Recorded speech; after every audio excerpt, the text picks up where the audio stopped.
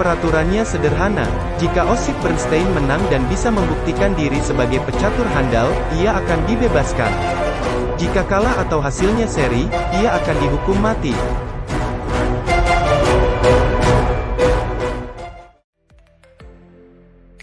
Halo Lur, selamat datang kembali di Iki Channel.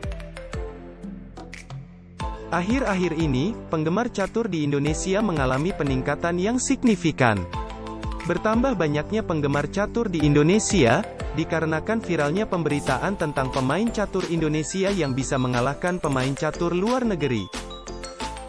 Tapi, tahukah kalian kalau permainan catur ini pernah menyelamatkan nyawa seseorang dari hukuman mati?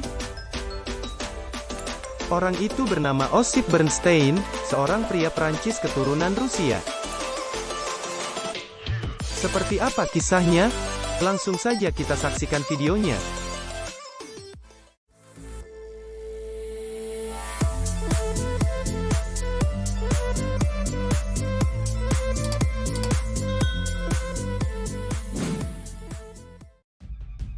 Dikutip dari Wikipedia, Osip Bernstein atau yang bernama lengkap Osip Samoilovich Bernstein ini lahir di Zhytomyr, Kekaisaran Rusia pada tanggal 20 September tahun 1882.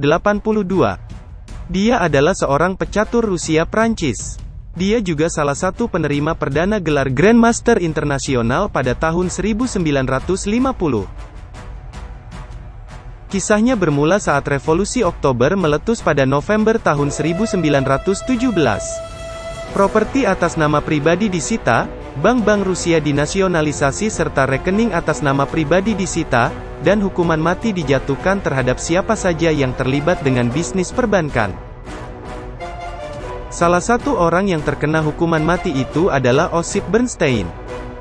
Pada tahun 1918, atau beberapa bulan setelah Revolusi Oktober, dia bekerja sebagai penasihat hukum untuk bankir di Odessa, Ukraina, yang saat itu masih tergabung dengan Uni Soviet.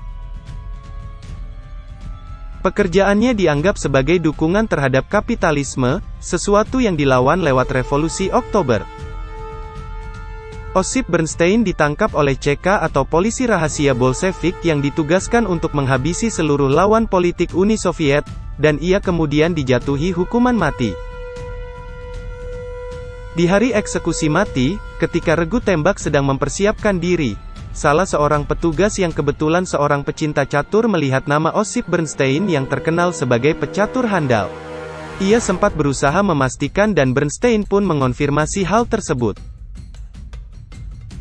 Namun, jawaban itu dianggap belum cukup. Ia menantang lulusan Heidelberg University itu untuk bermain catur. Peraturannya sederhana, jika Osip Bernstein menang dan bisa membuktikan diri sebagai pecatur handal, ia akan dibebaskan. Jika kalah atau hasilnya seri, ia akan dihukum mati.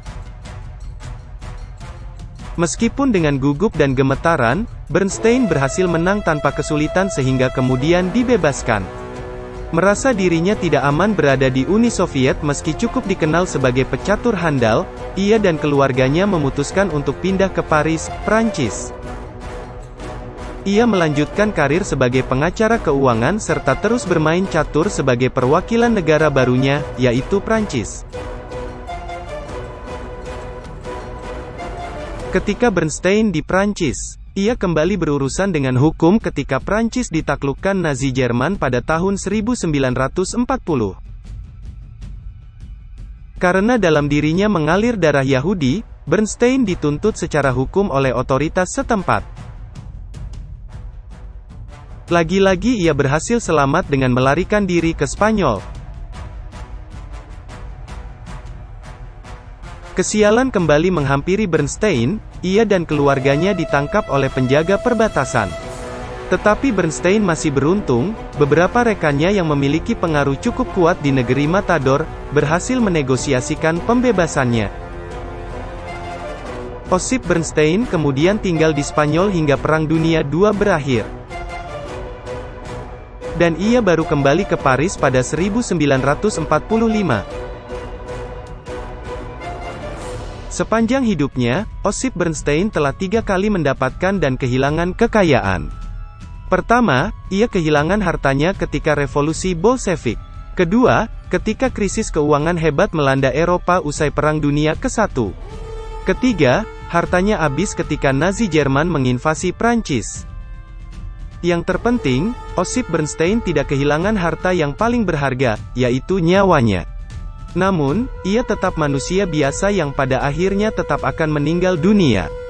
Osip Bernstein menghembuskan napas terakhir di Prancis pada tanggal 30 November tahun 1962.